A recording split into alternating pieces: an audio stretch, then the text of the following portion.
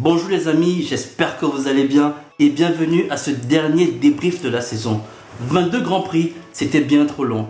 Mais enfin les amis, on pourra passer à autre chose, c'est l'heure des vacances.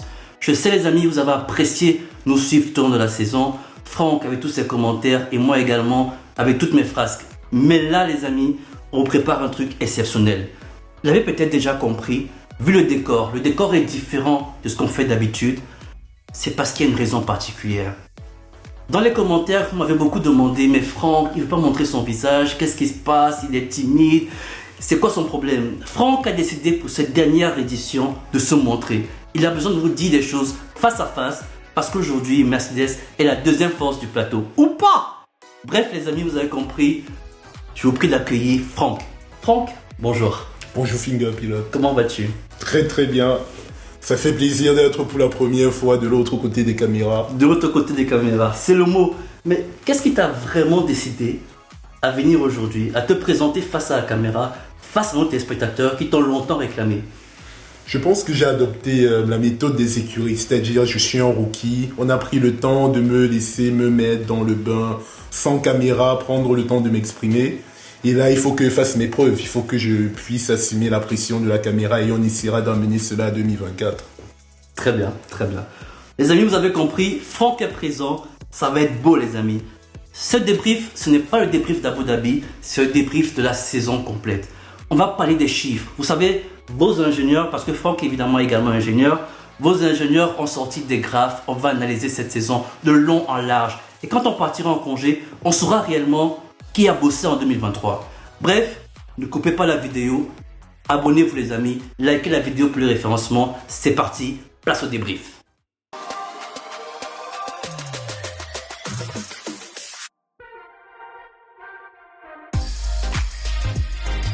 Finger Pilote. Les amis, place au débrief. Mais avant d'analyser cette saison, prenons un peu la température. Après un Grand Prix d'Abu Dhabi, assez compliqué au final.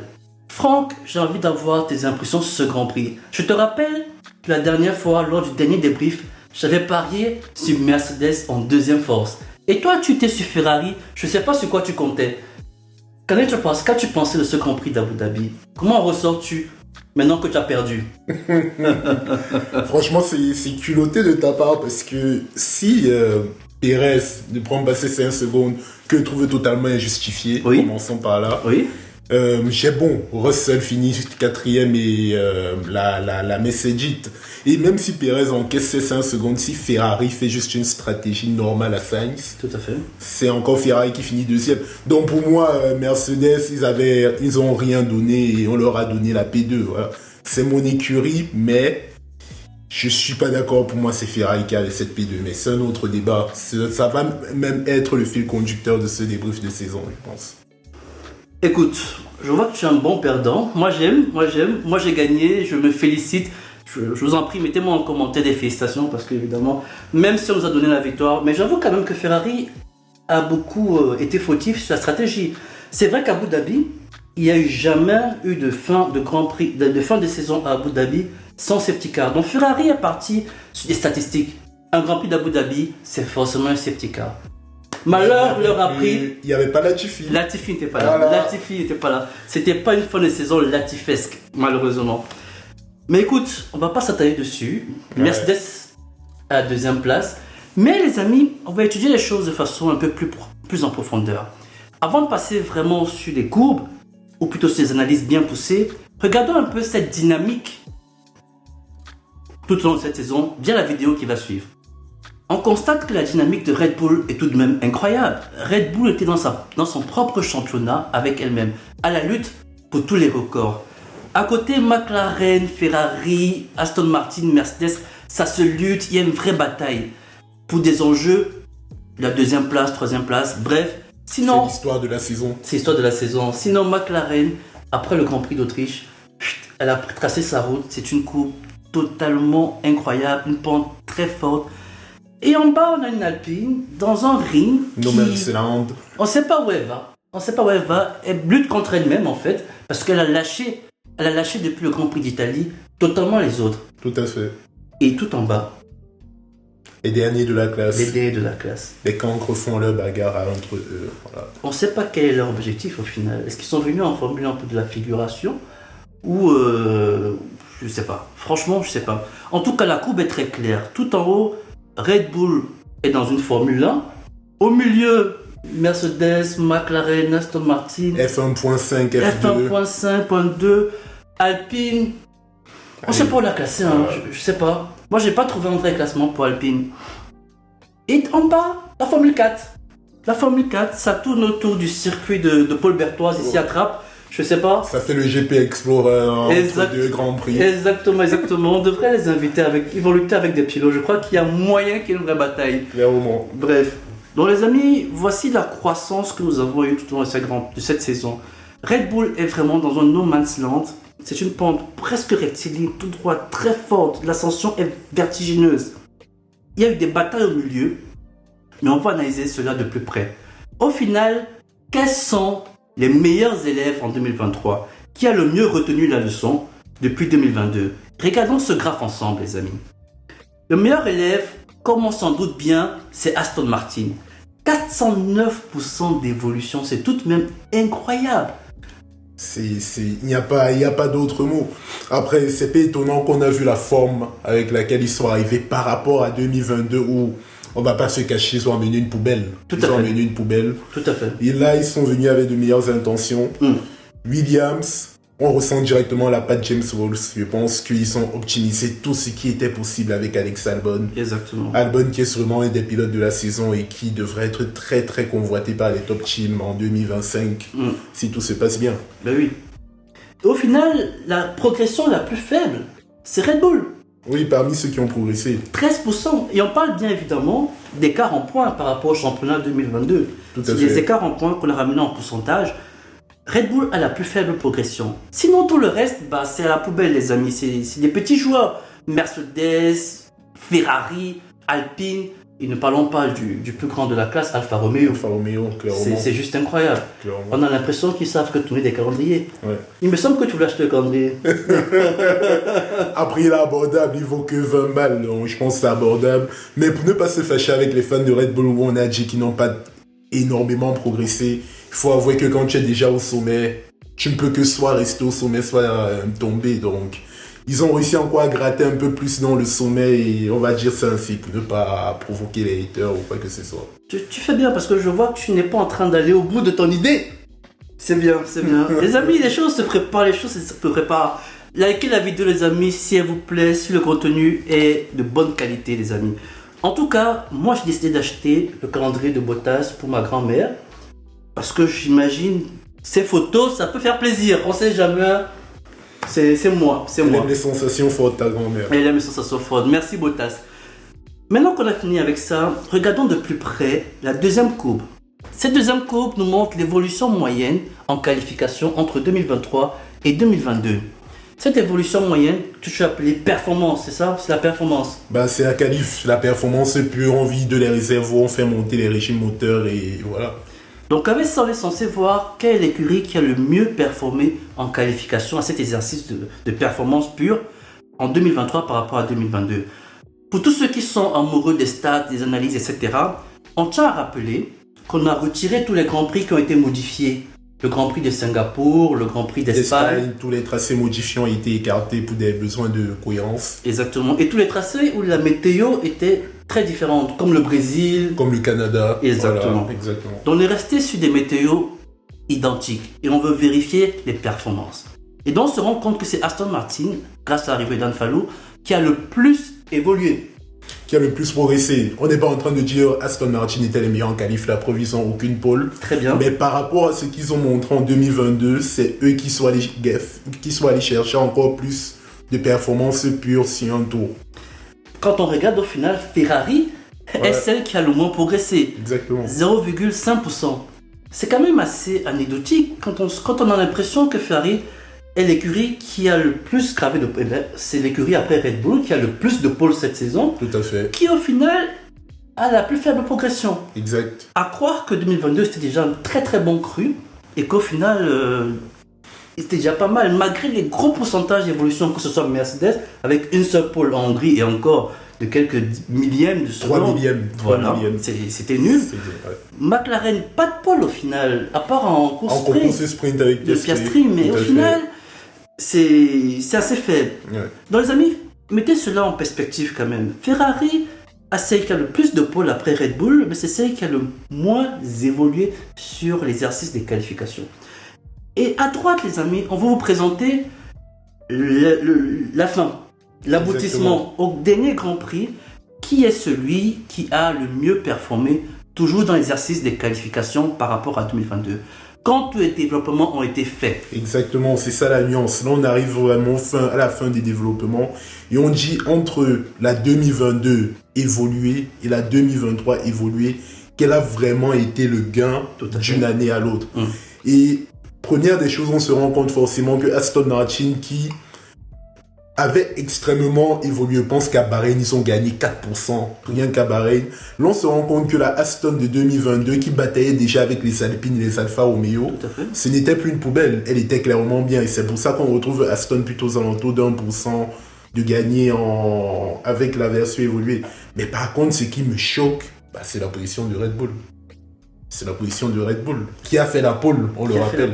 Donc, toute une voiture évoluée, même si les développements se sont arrêtés à peu près à la mi-saison, ils ont atteint la fin des développements et au final, ils n'ont progressé que de très peu. Très peu, très très peu.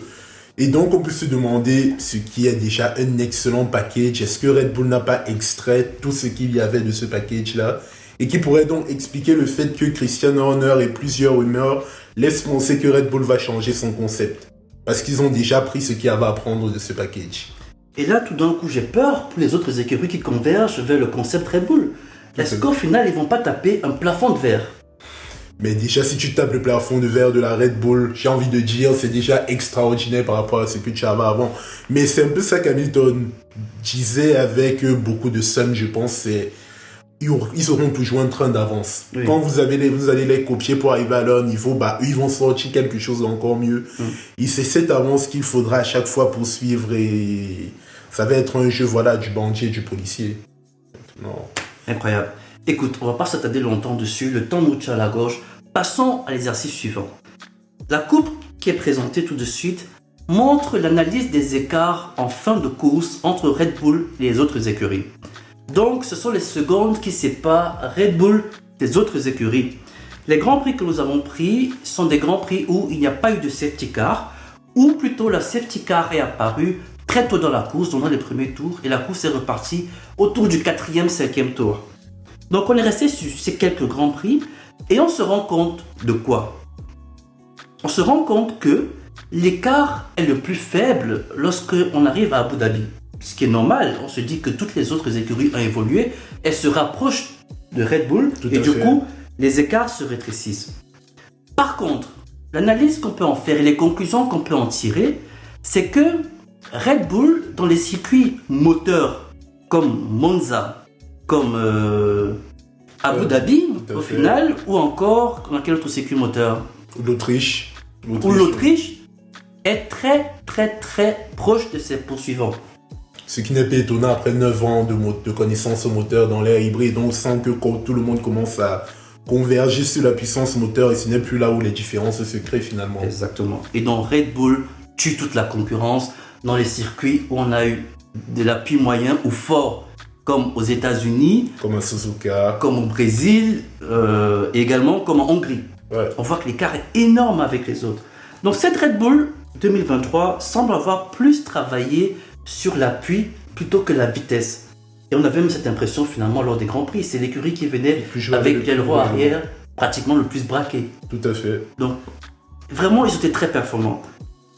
Si on regarde encore de plus près, et je pense que les plus observateurs l'ont remarqué, Ferrari est l'écurie qui fonctionne le plus dans les circuits de haute vitesse. Ah. Autriche, c'est 5 secondes d'écart avec Red Bull. Monza, 11 secondes. Franchement, les écarts sont très très faibles. Et je pense que même à Abu Dhabi, si Leclerc ne laisse pas passer Pérez, il ne sera pas à 17 secondes, il sera beaucoup plus proche. Exactement. Donc, on peut penser que le moteur italien est sûrement celui qui fonctionne le mieux sur la grille actuellement. Et peut-être qu'au cours de cette trêve estivale, ils vont travailler sur l'appui pour justement mieux gérer les pneus comme Red Bull. Exactement. Vu que le moteur est déjà présent. Par contre, pas Aston Martin, mais plutôt McLaren. C'est l'écurie qui, elle, est la plus proche de Red Bull sur les circuits à fort ou moyen appui. Tout à fait, on sait que McLaren a extrêmement bien travaillé sur les virages rapides, qui demandent vraiment de l'appui. Et par contre, beaucoup de traînées, un peu comme tous les motorisés Mercedes, parce qu'ils ont l'arrière de la Mercedes qui a été très mal designé d'un point de vue traînée et qui les force tous à avoir une traînée mauvaise en ligne droite. Mais oui, et on a l'élève Mercedes qui est toujours à entre 30 et 40 secondes, quelle que soit la configuration. Quelle que soit la configuration. Les États-Unis, c'était peut-être un mirage. En plus, ils ont été éliminés. Voilà. Est-ce que c'était dû justement à... Bref, on va pas épiloguer sur ce Grand Prix. Les amis, j'espère qu'avec tout ça, vous avez à peu près maintenant une idée des développements qui ont été faits en 2023, des forces de chaque écurie. Et avec tout cela, on peut enfin extraire des notes. Quelles sont les notes que nous avons données à toutes les écuries au cours de cette saison? Ces notes, pour moi, reflètent quelque part la saison. Les amis, ne vous étonnez pas que Williams soit en dessous de Mercedes et Aston Martin, alors qu'ils ont une note supérieure. On ne pouvait juste pas mettre Williams au-dessus de ceux qui ont fini devant eux. Clairement, ça boxe pas dans la même catégorie. Exactement. Mais on a voulu montrer quand même que Williams, c'est l'une des écuries en bas de plateau qui, au final, nous a fait le plus plaisir. Totalement. En fait, il quitte de la 10e place à la 7e place. C'est la plus grosse remontée au constructeur qui a enregistré cette saison. Maintenant, bien sûr, ça reste minime par rapport à ce que les top teams proposent. Donc, il fallait quand même que visuellement, on dise c'est bien petit, tu as travaillé, mais laissant quoi les grands frères se battre entre eux. Mais évidemment, on ne peut pas donner 20 sur 20 à Red Bull parce qu'il y a quand même eu un Perez quelque part qui a traîné là et qui n'a pas rendu la tâche facile à Red Bull. Tout à fait. On leur donne 19 comme le nombre de victoires de Verstappen, mais clairement, l'association Red Bull-Verstappen, 20 sur 20, pas de souci. Perez, Red Bull, je donnerais bien 16 parce que voilà, il a atteint l'objectif d'être vice-champion constructeur, pilote autant pour moi. Tout à fait. Mais on l'a perdu quasiment pendant tout le milieu de saison. On l'a perdu. Je crois que tu me states sur ses départs ou un truc du genre. Mais oui, sur les 17 derniers Grands Prix de la saison, la position moyenne en grille de départ de Perez, c'est 10,4. Sur les 17 derniers Grands Prix, les amis, Perez, c'est 10,4 sa position moyenne, alors qu'il est en avion de chasse, qu'on va voir tout de suite avec cette image. Max Verstappen, comme tu l'as si bien dit, c'est 19 victoires, 21 podiums sur 22, 575 points tout au long de la saison. Il a contribué à hauteur de 66% au championnat constructeur. 1003 tours menés. Sa saison est tout simplement grotesque. Comme on le disait précédemment avec celui qui est juste derrière nous, Lewis Hamilton.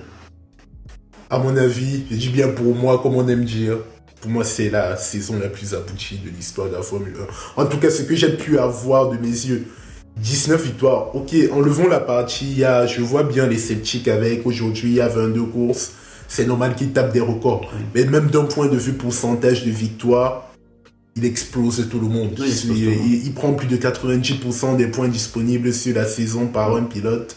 Il met 66% des points de son écurie. C'est vertigineux. Je sais pas s'il sera encore capable de sortir une saison pareille. Mais dans l'ennui, il fallait au moins reconnaître, respecter cette performance.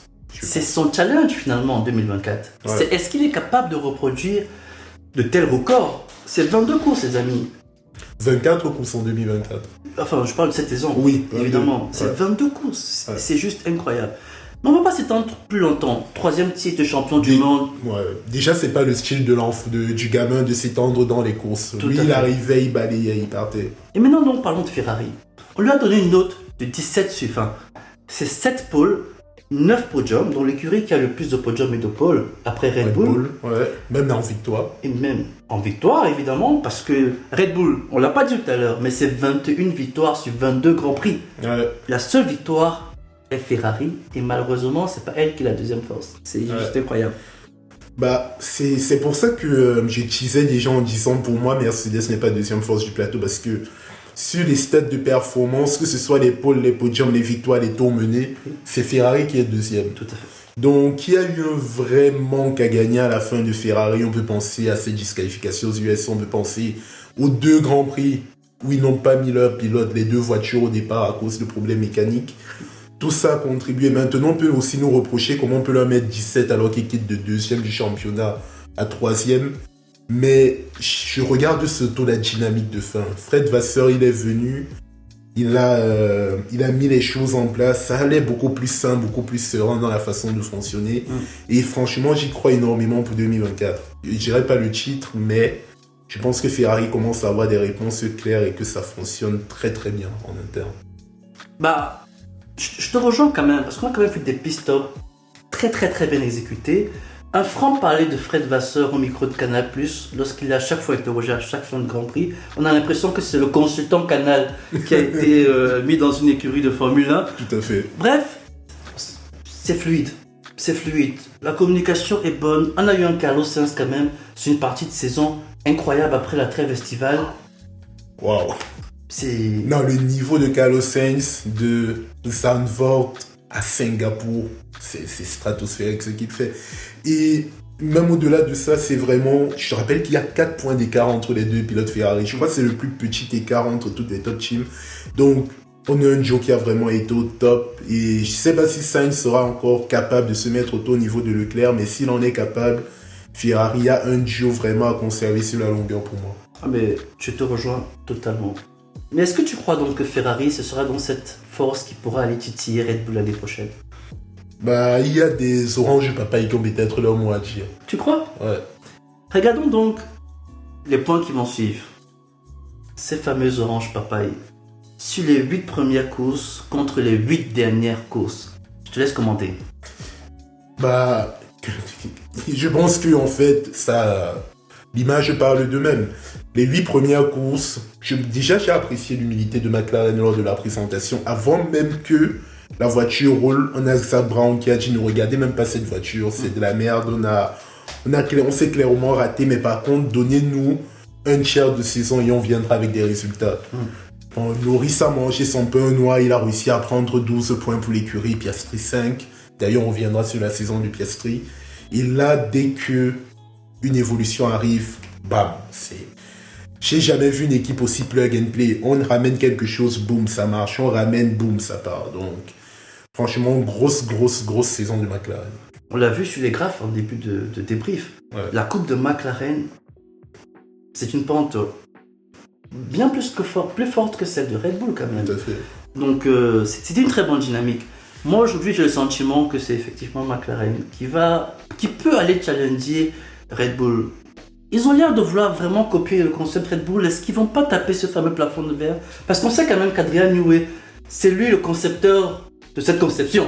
C'est le concepteur de cette voiture en fait. Et si lui n'a pas tapé le plafond, ou il a tapé le plafond, est-ce que quelqu'un d'autre pourra taper un plafond supérieur au sien? Personne ne se balade avec un carnet rouge sur la grille de départ en train de noter tout ce que les autres écuries font. Tout à fait. Après, les plus grands sceptiques de McLaren mettent en avant quelque chose que j'aimerais partager avec toi, c'est que tous les champions constructeurs des dernières années ont eu un motoriste qui travaille uniquement pour eux. Mercedes travaillait pour eux, bien qu'ils aient eu des clients. Mais l'écurie, s'ils avaient besoin d'une adaptation de la forme du moteur, ils allaient l'avoir. Red Bull a quitté Renault pour prendre Honda afin que Honda travaille pour eux. Est-ce que McLaren, écurie cliente, est vraiment capable d'aller chercher un championnat? Ça va être la grosse inconnue, mais... Ah, j'ai du mal à y croire. J'ai du mal à y croire. Écoutez, on va passer à autre chose. L'épisode McLaren s'achève là. Passons à Aston Martin. Les points par pilote, Aston Martin, et les podiums par pilote. Alonso, c'est juste une saison incroyable. Je vois pas... Qu'est-ce qu'il y a? Pourquoi il y a une courbe verte au niveau des podiums par pilote? Je comprends pas. Écoute, je me suis pas trompé, hein. J'ai beau vérifier toutes les données, je me suis retapé tous les grands prix et au final, Stroll n'apparaît nulle part. Non, mais on est d'accord que Aston c'était l'écurie d'un seul homme. Même si Stroll au final, en fin de saison, il était là, il était présent. Oui, il faisait P10. Oui, mais en qualification, il a quand même dépassé Alonso tout récemment. Ah oui, au Brésil. Mais oui. Au Brésil, bah oui. Mais Alonso met 75% des points. Ouais. Là, ça, c'est une gifle monumentale. Les gens, en fait, le fait que Aston ne truste pas les premières positions très longtemps, faut oublier à quel point Stroll prenait cher parce que tout le monde crachait sur Perez. Mais finalement, Max le bat 66-33. Stroll se prend 75-25. Et waouh, c'est... Lawrence Stroll aura de quoi chercher des arguments pour justifier encore d'autres années de son fils auprès de son conseil d'administration. Ah mais ça c'est à coup sûr, à coup sûr. Franchement, j'ai eu pitié quand même pour Stroll. C'est une saison qui doit être difficile mentalement à assumer. Quand tu te retrouves face à Alonso, un broyeur d'équipier comme on le connaît si bien, Tout à fait. j'ai trouvé ça très dur pour Stroll. C'est vraiment un gros combat que son père lui a donné dans cette écurie. Moi, son propre père, je lui dirais, écoute garçon, tu es fort, je te mettrai en Formule Europe, je te mettrai dans les championnats nippons. Ou alors viens gérer l'écurie avec moi. Reste loin des baquets. Même, on a eu des rumeurs comme quoi Stroll voulait vendre Aston Martin. Ouais. Je me suis dit, peut-être qu'il s'est rendu compte qu'au final, Alonso faisait trop d'éteindre la performance de Stroll et potentiellement, il serait mieux de donner l'écurie à quelqu'un d'autre. Empocher l'argent parce qu'il a quand même mis l'écurie à un haut niveau. Extraordinaire. Empocher l'argent et puis une autre personne viendra s'occuper d'Aston Martin et là faire poursuivre son petit bout de chemin avec les nouvelles installations qui sont faites. Mais je t'avoue quand même que j'aimerais voir Aston Martin l'année prochaine. Bah, moi j'ai très hâte parce que j'ai vu des gens extrêmement durs avec eux. Certains leur donnaient 10 sur 20, je sais pas trop. Mais n'oublions pas d'où ils viennent. On a parlé de ça, les gars ils ont fait 400%.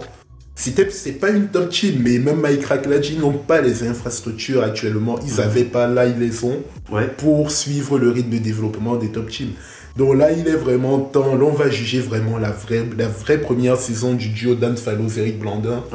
Et on va voir ce que ça donne, mais très très excité de voir pour 2024. Très bien, revenons un peu sur les notes du Grand Prix donc.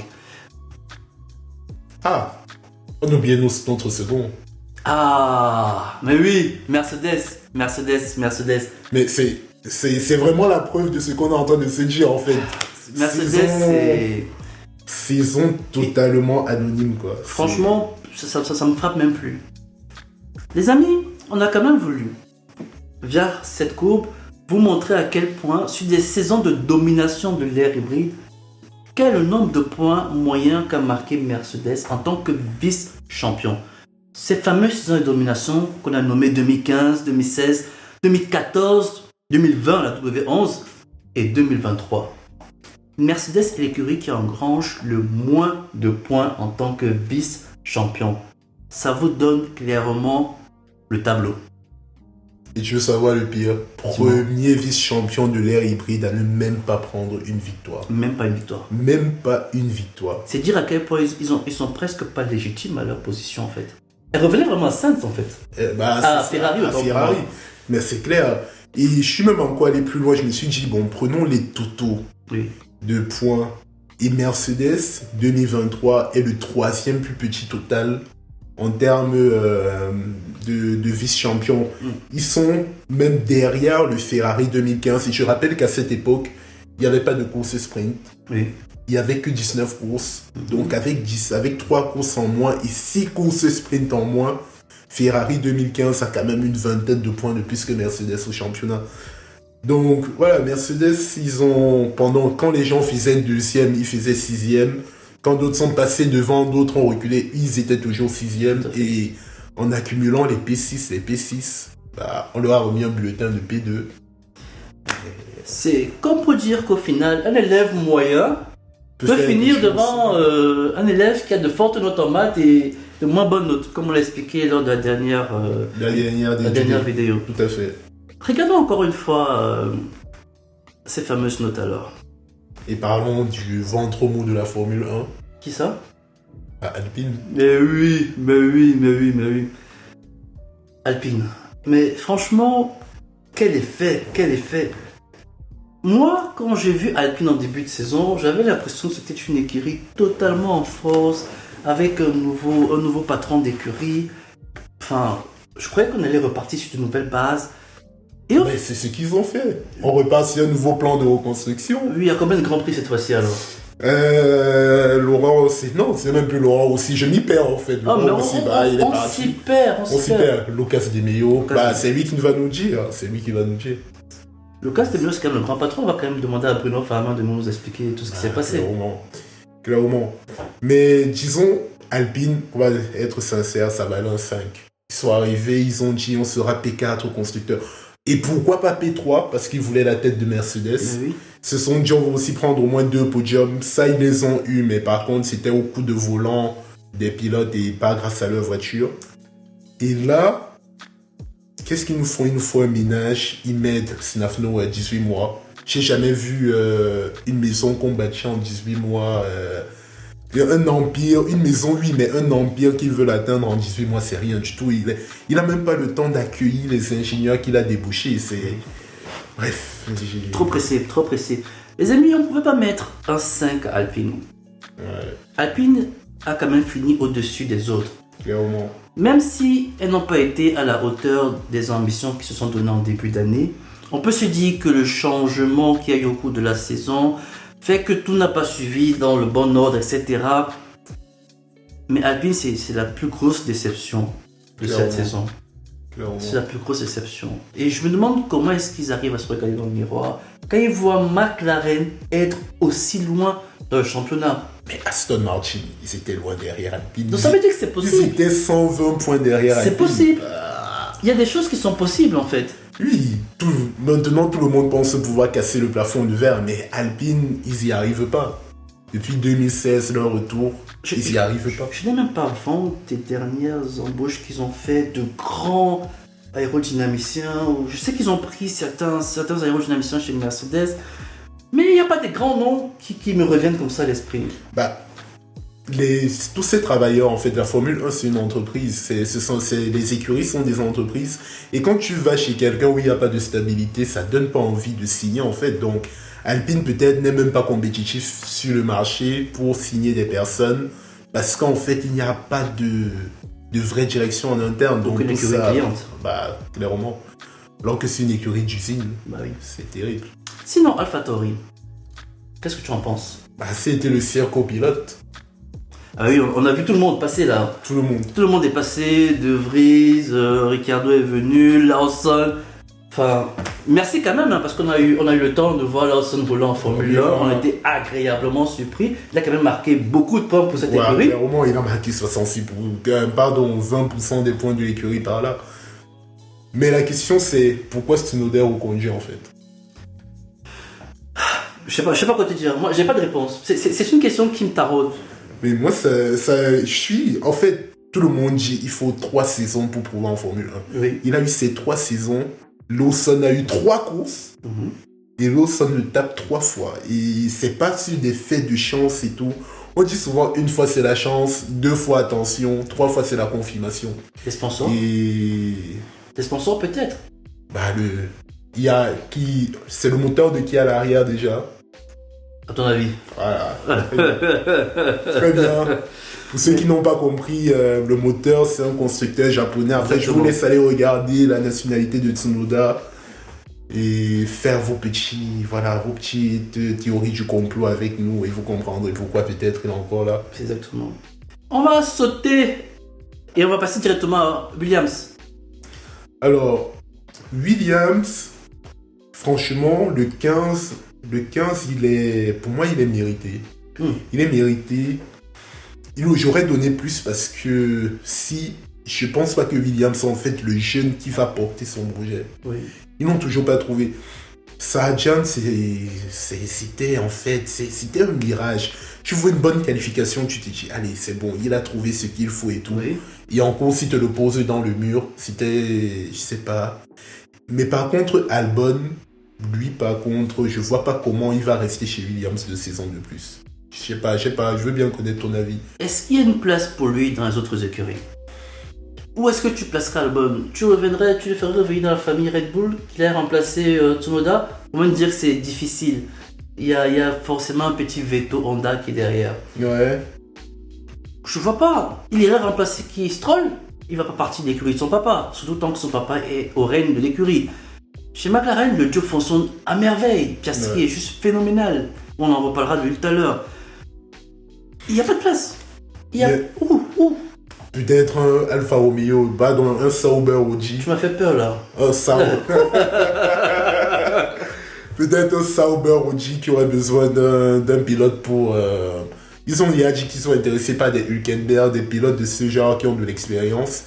Et pourquoi pas Albon être le pilote, pas de pointe, je pense pas qu'il ait le niveau des meilleurs pilotes, mais par contre, c'est une bonne référence pour porter un projet.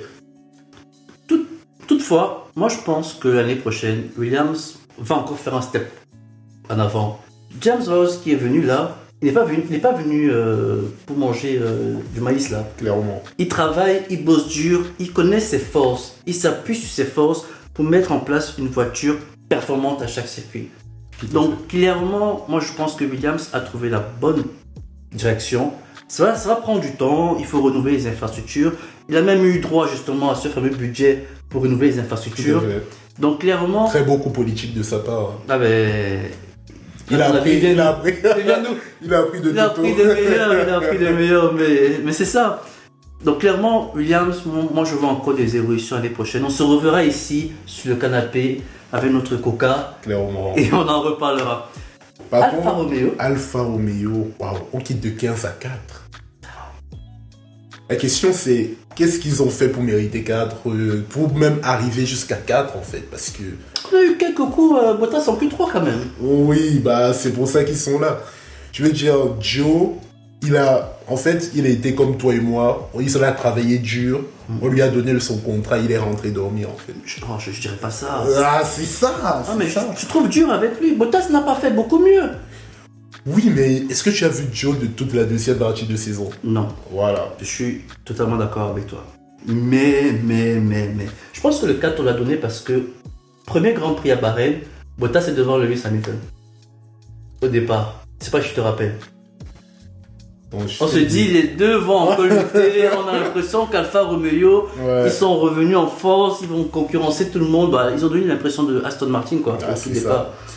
Mais 4, c'est la pire des notes qu'on puisse donner dans une écurie. On peut pas quand même donner 2. Non, je suis d'accord. Ils ont quand même un peu développé la voiture. Ils ont mis de très belles livrées à Las Vegas. Bon, excusez-nous si on va jusque-là, mais c'était une très belle livrée à Las Vegas.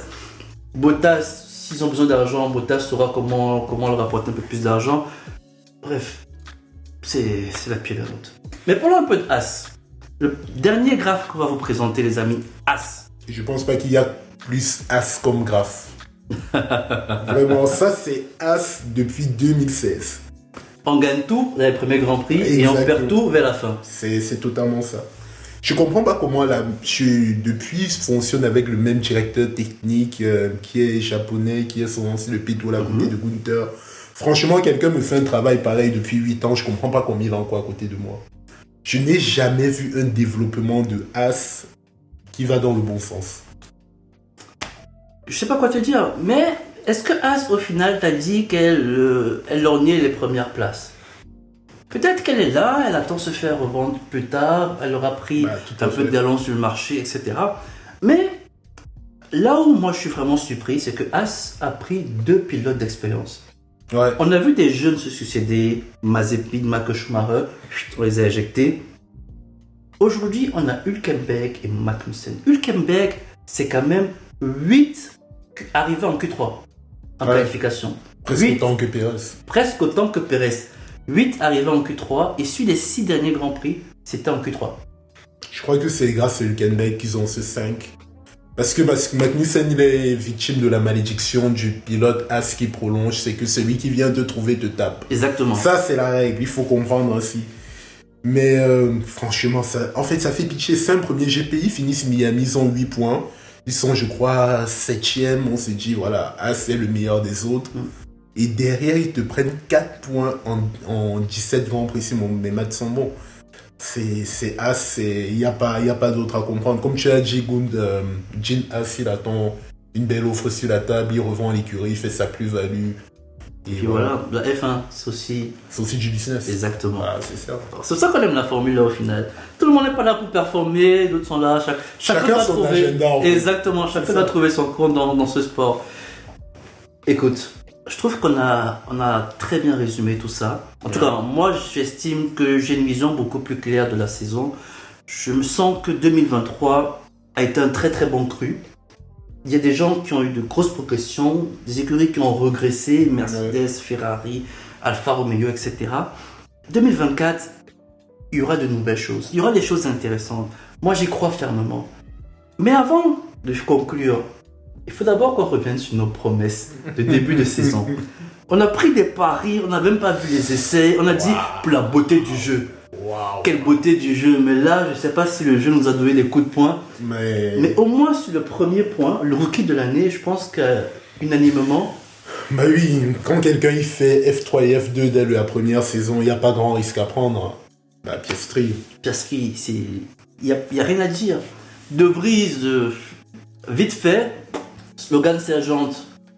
Laisse-le, il est dans le mur si tu le cherches. Exactement. Lawson, peut-être que j'en ai vu un peu plus, mais non. Je crois pas. Mais que 3 grands prix. Oui, je crois pas. Le deuxième point, c'était la progression de l'année. On avait dit qu'Aston Martin allait se mêler à la bagarre avec Alpine et Mercedes. Au final, ils ont même dépassé largement Alpine. Mais toujours pas au niveau de Mercedes. Mais ils ont quand même bien titillé Mercedes. Ils finissent avec plus de podiums que Mercedes, 8 à égalité, 8 contre 8, quelque chose du genre. Mais surtout, les chiffres ont parlé de même 400%. Il n'y a personne qui se rapproche, ne serait-ce que à la cheville. Donc pour moi, Aston, c'est la progression. Là aussi, on a eu bon pour le moment. Pour le moment. On a également dit que Mercedes allait se joindre à la bataille Ferrari-Red Bull.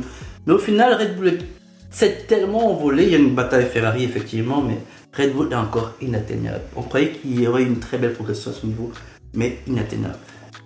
Le prochain pari, c'était le championnat constructeur. Wow. En tant que tous deux fans de ce garçon qu'on ne nomme plus, on a pensé que Mercedes, avec un Russell revigoré de sa saison dernière où il était très fort, il a battu à plat de couture Lewis Hamilton qui faisait des essais sur le W13, on a pensé que ça devait être Mercedes.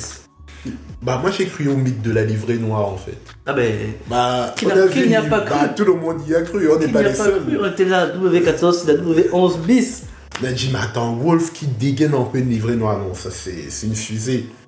Franchement, j'espère qu'ils sortiront une autre couleur l'année prochaine pour nous faire oublier la W14, d'accord. Moi je veux le retour des flèches d'argent, personnellement.